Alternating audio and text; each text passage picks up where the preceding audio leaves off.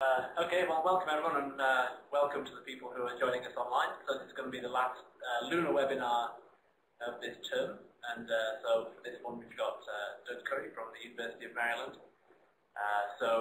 He's been a pioneer of lunar laser ranging, which is what he's going to talk about today. So he's also going to talk about the future, current and future work that's going to happen with laser ranging. So please, Doug. So what I'd like to talk about is the work we're doing on laser ranging. This has produced some excellent science over the past 4 decades. It's still operational on the surface of the moon. And at present, as I'll get into, the arrays that we left behind there 40 years ago are limiting the accuracy. And so we're looking toward a next generation of retroreflectors. And this has been supported by NASA and a couple of contracts. What I will do is go over what this Lunar team is that I'm a part of. What is laser ranging? Lunar laser ranging. What's it accomplished in the past? And what's been the community recognition? Then go into the concept, design, and structure of LRA 21. The most important part of that is the thermal simulation. I'll talk a little bit about that. We've done vacuum testing on the model. And finally, deployment and conclusions. Structure, NASA has a Space Sciences Division, or sector, which in turn has a Planetary Science Division, which created the Lunar Science Institute. It's a virtual institute, and it goes out and works with teams at various universities or various collaborations in universities. These are the 7. Our Lunar one is centered here at the University of Colorado. It has 3 parts: cosmology, in which one is looking at the dark region between the Big Bang, between the microwave background and what can be seen from Hubble, and heliophysics, which is addressing storms on the sun, which in turn talks about what kind of weather, space weather we have, when do we expect to have communications problems. In turn, the laser ranging is split into 3 groups. There's work with Tom Murphy at the Apollo station, in which he is doing highly accurate ranging to the current reflectors on a large telescope. And at Goddard Space Flight Center, work is being done on a open corner reflector, something that we may be able to use in the future. But the rest of the talk, we'll talk about what we're doing at the University of Maryland on the lunar laser ranging retroreflector for the 21st century. As far as what is ranging, basically we left 3 retroreflector arrays on the surface of the moon on Apollo 11, 14, and 15. They're still operating, as I mentioned. We're still getting good science out of it. Now, to explain what lunar ranging is, I decided to take a presentation which more suits students here in this room and talk a little bit more in their language.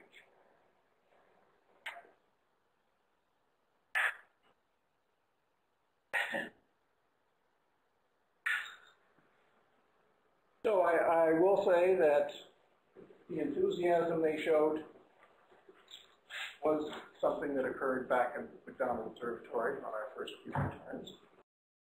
This is my friend Zach. Hey. Hello. Whoa, is that the laser? It's bitchin'.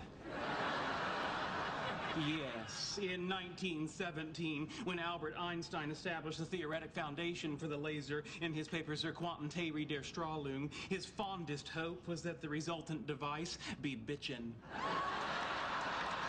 Well, mission accomplished. Let me explain what we're doing here.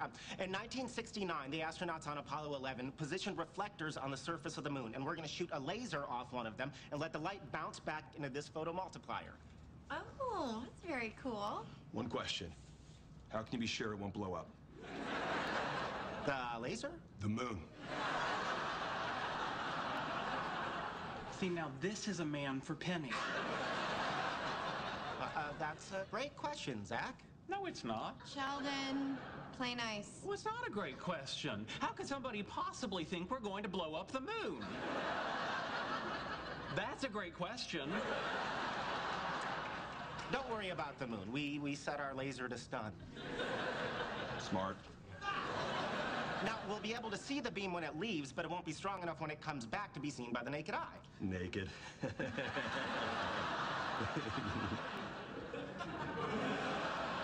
Right. Funny. That device there will measure the photons that return and let us see it on this computer. Raj, get them some glasses. Cool, it's gonna be in 3D?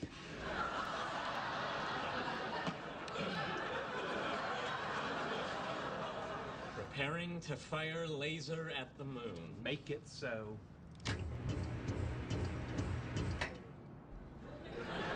There it is. There's the spike. 2.5 seconds for the light to return. That's the moon. We hit the moon. That's your big experiment? All that for a line on the screen?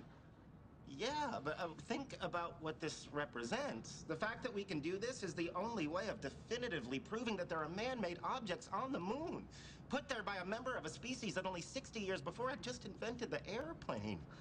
What species is that? I was wrong. Penny can do better.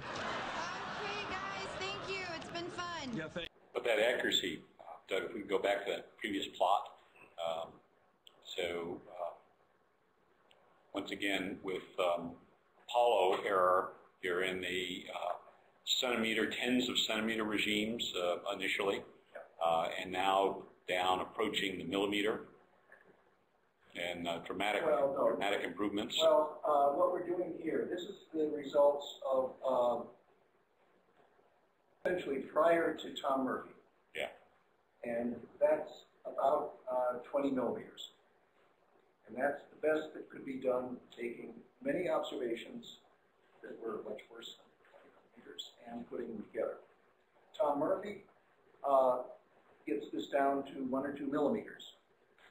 At present, the software has to be improved in order to take full advantage of that. But some internal consistency tests, particularly for the lunar physics, have indicated that within a few millimeters, the software is able to handle that software JPL. Do you know the geophysics of where your ground station on the Earth is accurately enough to take full advantage of it? When we first went into this, that was one of the things we were contributing. At present, the radios satellites, as well as other geodetic satellites, provide that to sufficient accuracy. Although we would significantly gain by having more ground stations. We don't have the number of ground stations we'd like. And that's one of the objectives of this, as I'll come back to.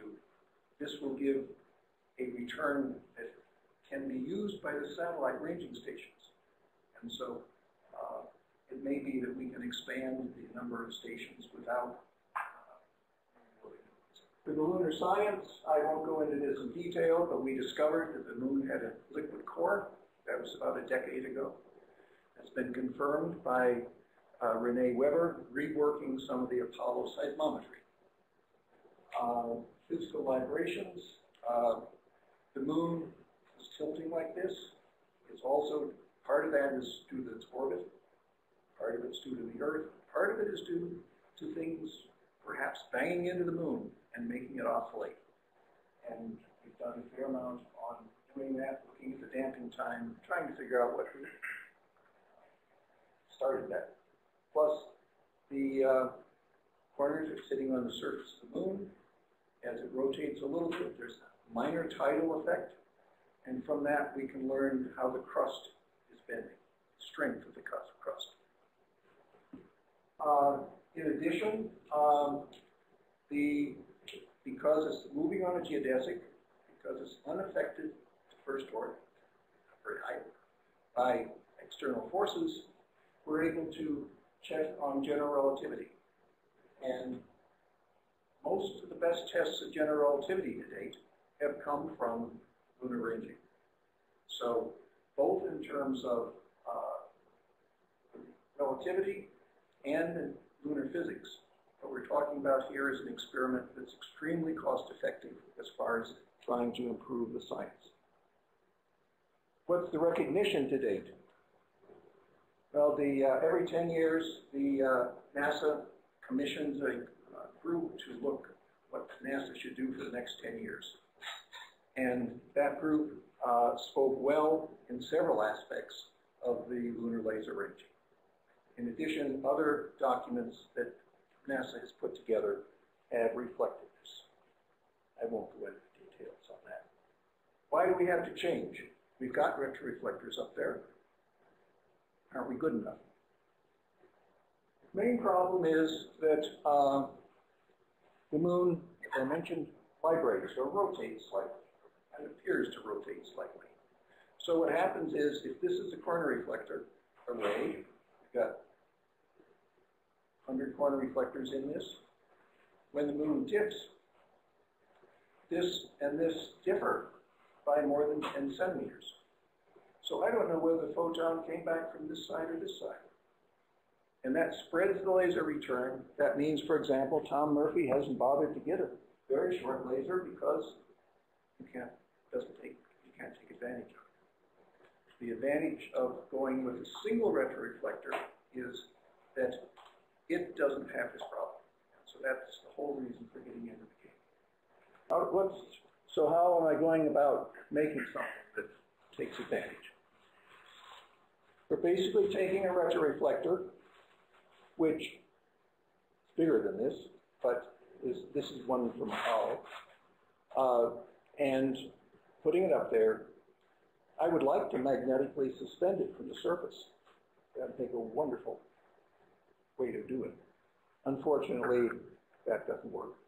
So we have to put a case on it to be held, but the case gets hot and radiates to the corner. So in order to protect against that, we take and make a solid, we make a gold can, or actually a nickel can with a gold surface. It's extremely reflective. And so that blocks the heat, leaves this. But the sun also breaks through, goes through. If you look like this, you can see me maybe. And in order to send that sunlight back to the sun, rather than having it heat the interior, we have another can shaped like a corner reflector, which when the light breaks through, it sends it back and sends it back out again. Then on the front, we put a shade that protects against the sun and protects against the dust. The retroreflectors currently on the moon have been degraded by a factor of 10 and a factor of 100 when it's full moon, when it's noontime.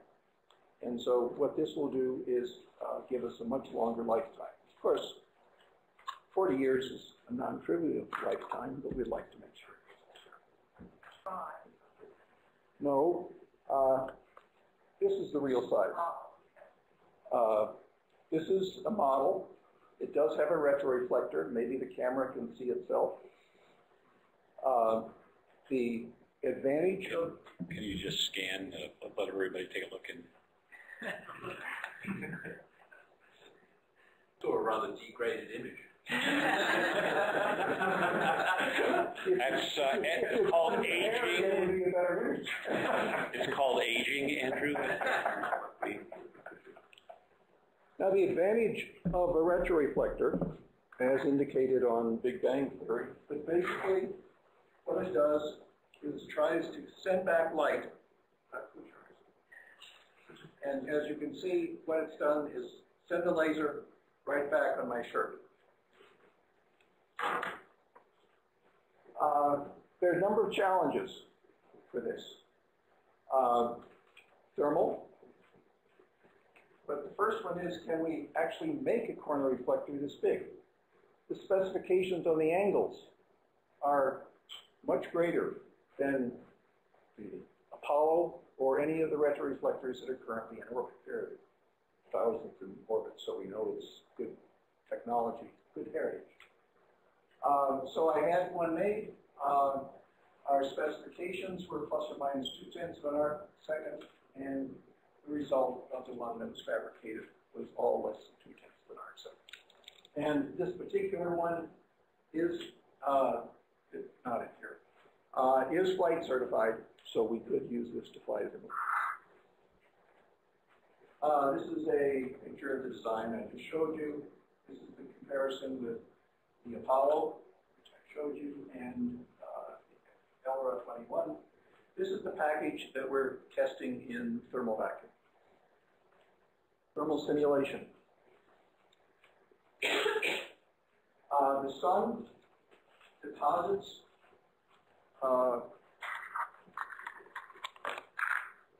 energy in this. Looks transparent. A little bit is absorbed in the visible, more in the infrared.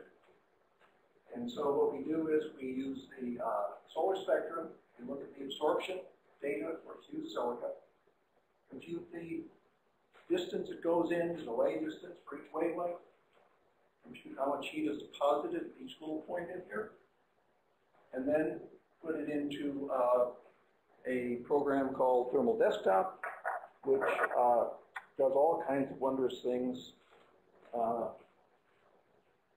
I didn't keep that other view graph. And it takes into account the fact that the moon is, as it rotates about the Earth, has a different sun angle and different heating, different intensity and angles of the sun. This is our program. I won't go through it, but it does get a little complicated. And then finally, we're using code 5 to take the phase and produce the actual return that we get on the Earth. Time of simulation, this is a quantum reflector, and this is showing the temperature distribution during the full lunation, 30 days. And this was one of the things we ran where we put, this was for the deployment, we put a blanket around it, which blocks the heat from there. And as I'll come back to it, we would like to mount, reference it below the lunar surface. And this is the result of one of the runs. These are the Apollo reflectors using at noon. This is the result of one of the set of parameters. We're going through a lot of putting in better numbers for commercial coatings and things like that. Thermovac test. We'd like to see how well the behavior actually agrees, the real life behavior agrees with the simulations. This is a chamber and surroundings material that I worked with a group in Italy to put together. To my knowledge, it's by far the best test device for retroreflectors. Of course, I did it for the lunar stuff, but it's also been used to test the retroreflectors for the European GPS, Galileo. We tested some Russian reflectors that are on our GPS. The advantage is that it has both the ability to look at the optical return and the ability to look with an infrared camera at the temperature distribution. So we can look at less than a degree distribution across the package. And this was a while ago. It's presently been moved into a clean room so that it will be suitable for testing flight hardware. And this is the flight package, which I mentioned. I'm sorry, the thermal vac test package. Deployment. There are 3 possibilities for deployment. One is mounting on the lander, which I'll come back to. The other is the surface. And for the lander, the single photoelectron accuracy is of the order of a few millimeters because the lander expands during the daytime and contracts at night. And that couples in one of the crustal parameters as far as extraction.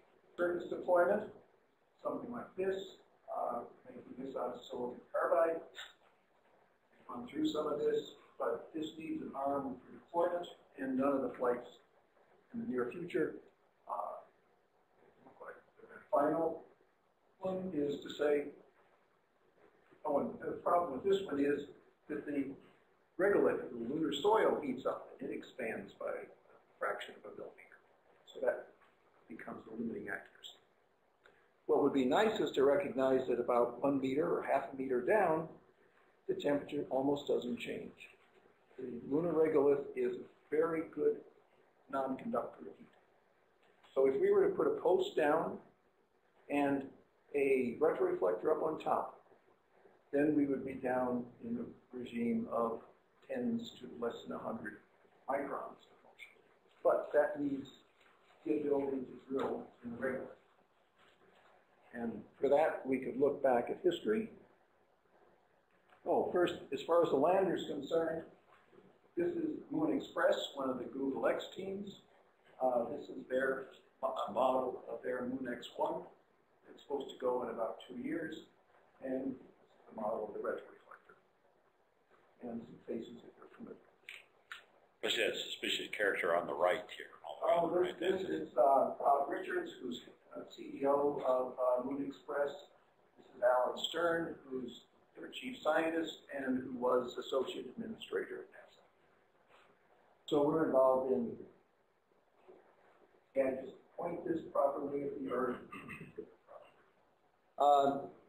This is an illustration going back to history and saying how easy is it to drill in the lunar surface. This is Jack Schmidt, who sent this to me, and Gene Cernan on Apollo 17. So the main question is, given this, what hope at all is there on doing a anchored deployment? Well, and besides, we are going to have to do it robotically. We're not going to have to do it. Well, in the past 40 years, people have played better games. In particular, Chris Sackney at Honeybee has developed what he calls a pneumatic drilling. The idea there is that instead of trying to push the regolith apart, because it's very sticky and intertwined, what he does is he takes a something like this and blows air out the bottom, and that air blows the dust or the regolith out the top. And so that means you don't have to push down hard. You don't have to do like they did. In fact, Chris put together a volume of the best simulant for regolith, JSC1A, compacted it to the density that one normally has for the moon, and put a retroreflector on the top. So there's been advances in drilling. Chris also worked. You could try some explosives too. Would NASA like that on their spacecraft? No, well, no, NASA wouldn't like it. The Google X people wouldn't like it, and I'm not sure how that's really going to anchor us down. I mean, if you blow out a crater of a meter, then you got to push stuff back in.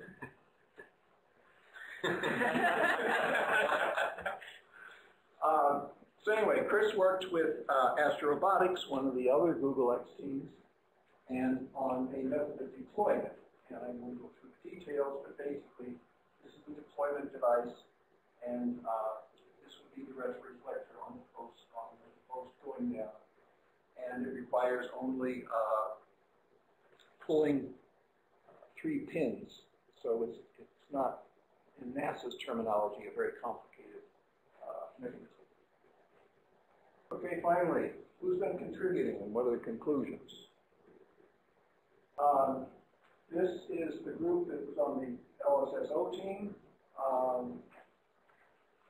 Tom Murphy, who's doing the arranging, collaborators from Italy, David Carrier, who designed the drilling equipment for Apollo, the Italian astronaut, Ken Nortnet, these two are theoreticians, And this is the group in Italy that's contributing to a lot of students, and primary to our Simone and Giovanni. Giovanni does most of the thermal vac testing and is a real contributor for the thermal analysis. Finally, LRA 21 should improve ranging accuracy by a factor of 10 to 100, depending upon how we deploy. LRA 21 will give a return that is almost equal to what Apollo 15 gives, and that's the array that everybody ranges to because it's right. Apollo 15 was 3 times as many corner reflectors as Apollo 11 and 14. And that higher return will be more observations per month and more laser ground stations. One of the problems at present is that Tom Murphy has a big telescope, but because it's a big telescope, lots of people want to use it, and so instead of getting 3 observations per day, as I did when we were out at McDonald, he gets 3 per month. Just everybody here is familiar with the 3.5 meter Apache Point telescope in New Mexico because we use that for astronomical observations. That's the telescope Tom's using for lunar laser ranging.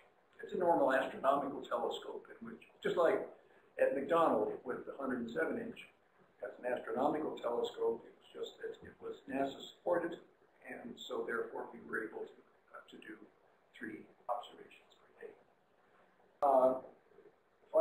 Should have a flight-ready package at about 125 kilograms for the package.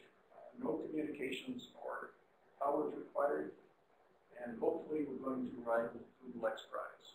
And should be for the lunar physics. Grail has very good signal-to-noise data. Grail has recently launched NASA mission to go to orbit the moon and measure gravity. And it gets very good results on the science of the upper crust. What we can do is contribute to the lower crust, the interior, and so that will be much more cost-effective doing that. Just to clarify, does this by factor 10 to the 100, is that with or without nailing yourself to the ground?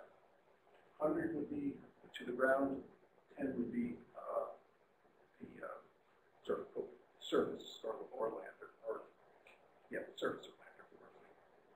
So I think that's it. Any questions? Oh, here.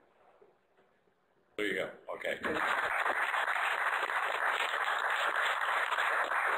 So as far as this is concerned, after many years of languishing, it looks like interest of NASA is returning to the moon. Doug, maybe we could start off with, not everybody here is familiar with the Google Lunar Xprize. Just say a few words about what that is, timetable, what teams look like they are going to go forward with it. Google in the past has offered these rewards for first time into space, first man-powered plane. And a few years ago, they said, we'll put up $30 million for the first commercial team to land on the moon, send back high-definition video, and send a rover out 0.5 kilometers. And so at present, there are 26 teams over the world that are competing for this. As you can imagine, $30 million isn't, even for the winner, it's not going to pay a tiny fraction. What we're talking about is prestige. What we're talking about is demonstration of capability.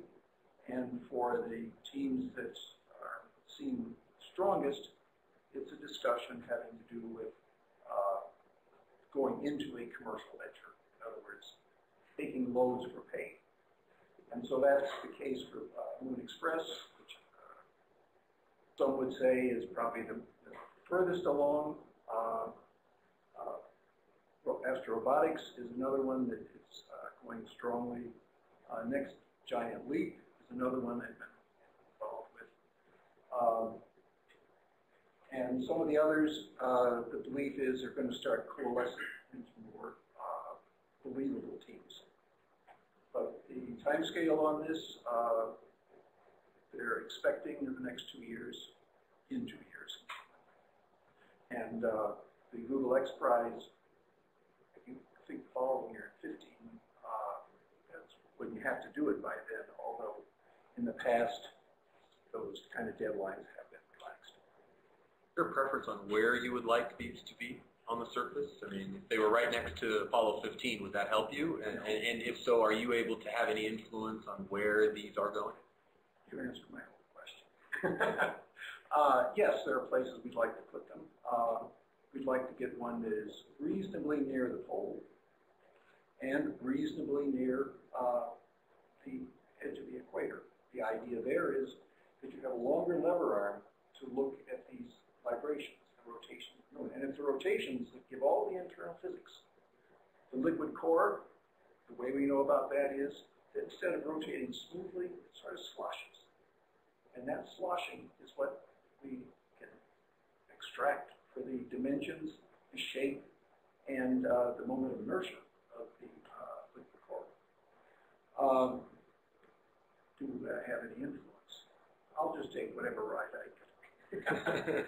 I would prefer not to be next to Apollo because those reflectors will continue to be good data.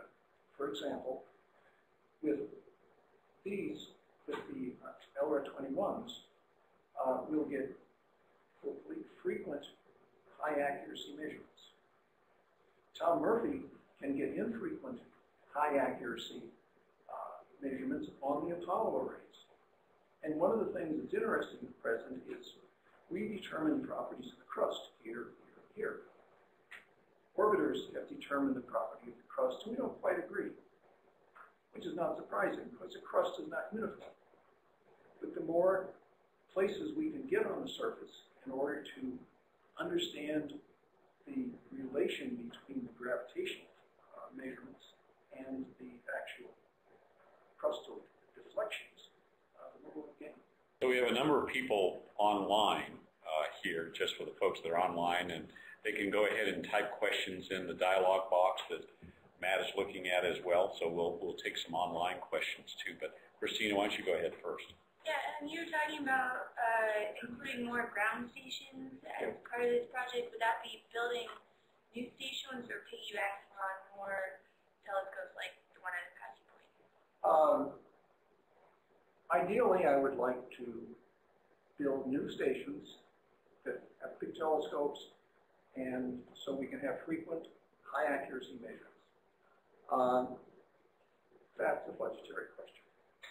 The expected short term is going to be that some of the satellite ranging stations have the capability to look at Apollo 15, which would be the same as LR21. Satellite ranging people have developed higher accuracy. They use shorter pulse lasers. They use better electronics. And they often have extensive geophysical monitoring. What's the weather like? How much, what's the rain done to make it slow it down like this? And so the hope is that we can stimulate those to make tests, whether they can range, and then also, since these are around the world, stimulate the national authorities in these countries that these stations should add ranging to the moon as a part of their program. Got one online from Tom Murphy himself. The 10-centimeter corner cube reflector will receive about 10 watts of solar power.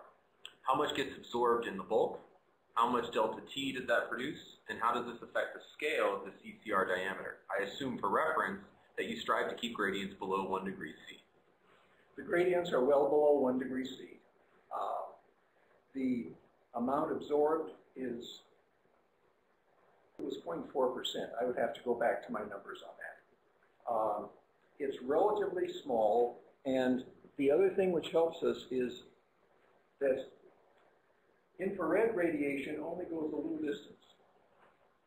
Visible radiation obviously goes backwards, you can see or something.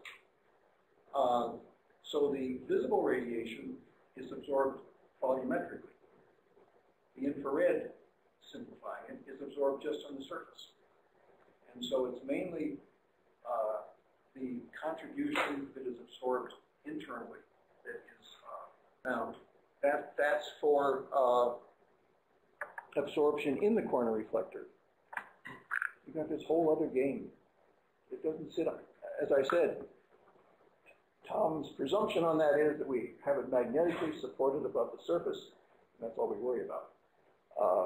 I mean, that's not the case. But it very much involves this. This is often the, playing with lots of parameters, this is often the dominant effect as opposed to what's absorbed. What are the chance, or all of the, sorry, no matter who actually launches, will your reflector be launched, or do they have discretion to complete it, or is Google requiring it? I have been just talking about that with the Google people. See, my statement is to the Google people, how do you know they got out half a kilometer? You need proof. The difficulty they have is that some of the Google teams are having a rover that's only about this big. And this doesn't sit well. But they are encouraging it. But it's a discretion of the teams. And in the case of the Moon Xprize and robotics, they're charging about $2 million per kilogram. And so, compared to $400 million for Grail, that's trivial, but my wallet doesn't support that. The nice thing is we've been able to afford, with internal funds from Lunar, to build a flight model. That is to build a flight unit and ready to go. So, and that will be done by summertime, Doug, end of summer, something like that. End of the year. End of the year. And so that's the nice thing, is that they'll be ready to go. So NASA has a program that they put together in planetary sciences called SALMON, which is a target of opportunity for flying on other spacecraft, other missions.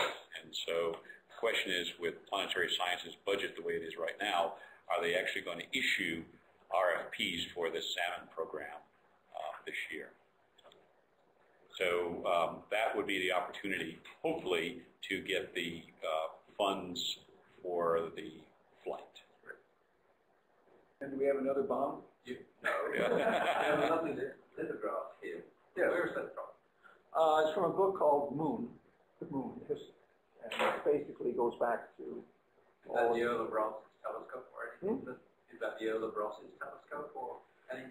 They're all imaginary. I mean, there was no such combination like this, but it's obviously various types of telescopes and spectrograph. Used for, I think, around 1860 or something. So, Doug, let's say that you're able to at least get one of these on the moon in the next few years, and just on the lander, and you were talking about a factor of 10 improvement in the ranging from what you can do now. So what difference would that make in the testing of general relativity relative to what can be done today? We know about the lunar interior. We think we can make a major advance there. What about GR? GR, well, first, ranging when there's no libration can give good data on the orbit, because then it's not spread out. And so it would contribute to that. The main problem is that I weasel-worded it a little bit in saying that the software looks like it's reasonably good for the vibrations for the lunar interior. It's a factor of 2 or 3 worse in the relativity to separate the two. I mean, basically, the GR depends upon the orbit. Right. The lunar interior depends upon measuring the orientation. Right. So, yes, one will be a contribution, but aim on this is, going back to Apollo, the NASA put out something called ALSEP when they discovered science a few years before the launch. Very good instruments were proposed. The astronauts tried testing them and came back with, we don't know whether we're going to sink 30 feet into the dust, and you want us to do all this garbage. So NASA, and I'm exaggerating a little bit now, NASA said, well, what can give us an experiment which doesn't require power, doesn't require communications, easy to deploy, doesn't weigh very much, and we snuck in. We were successful, and it worked, and that's the way we got Apollo 14 and 15. And so that is sort of the background of why I would like to get one up there working to show that, yes, ground stations can range to it, yes, we get much better accuracy. Look at the science. Another online question from Rich Donnelly. What kind of laser is used, and really what additional capabilities has it given you over the past 40 years? So it seems like that's a question of what improvements has laser technology given you since your reflectors are 40 years old? The system I set up out of McDonald's was a ruby laser. It had pulses that were like that long, which was the limit of the accuracy. That was the fit when it started out. When I was out there for the first few months after it got started, and that was the 15 centimeters, something like that. Jumping ahead for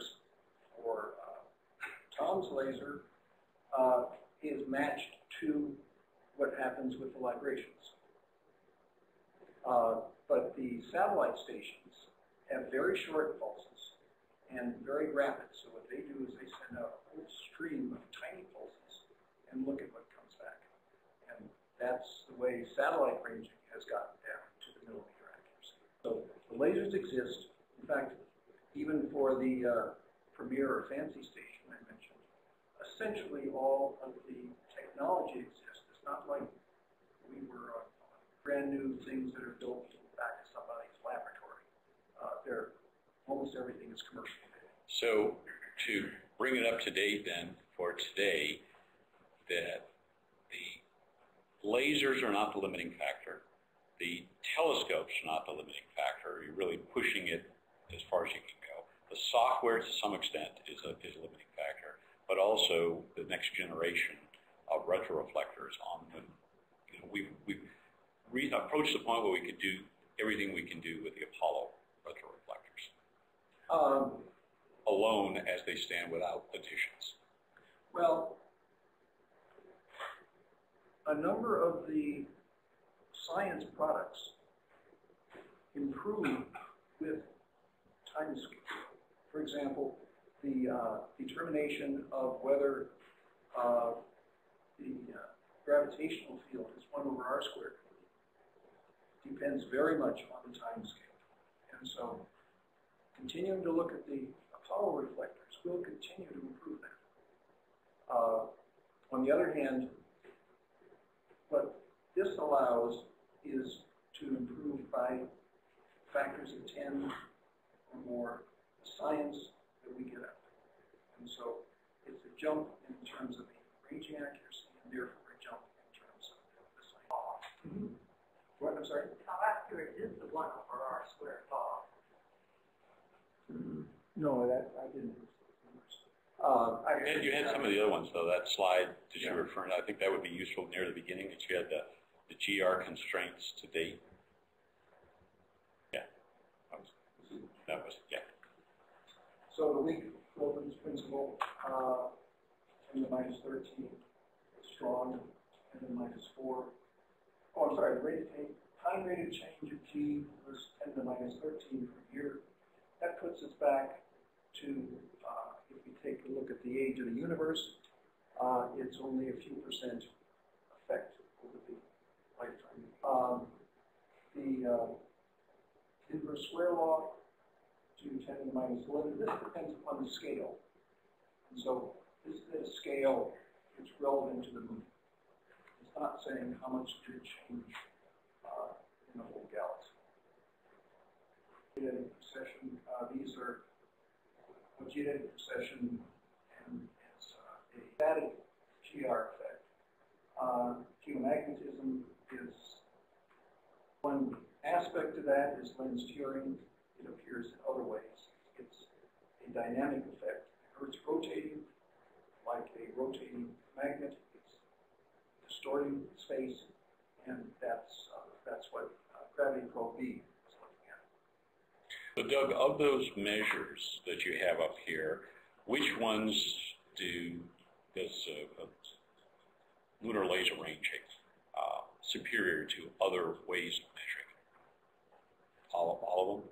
I'll defer to Pete Bender, but my first order answer is all of them. Yeah, but the strong equivalence principle is really the unique, very strong test. That's really the strongest in most people's opinion. So with part and 10 to the fourth, it's getting down to really very high precision. They can fool you to the other one. That's a little difference between the science and the numbers. Strong equivalence principle. Got beta and gamma. What are those? These are parameters in something called in an approximation for GR. In other words, to say what things could go wrong with GR, and so you make a parameterized theory out of it. What are the beta and gamma? So those are various elements in that. Gamma is basically the bending of space, and the bend is the non-linearity. It's does gravity gravitate? It's the usual question.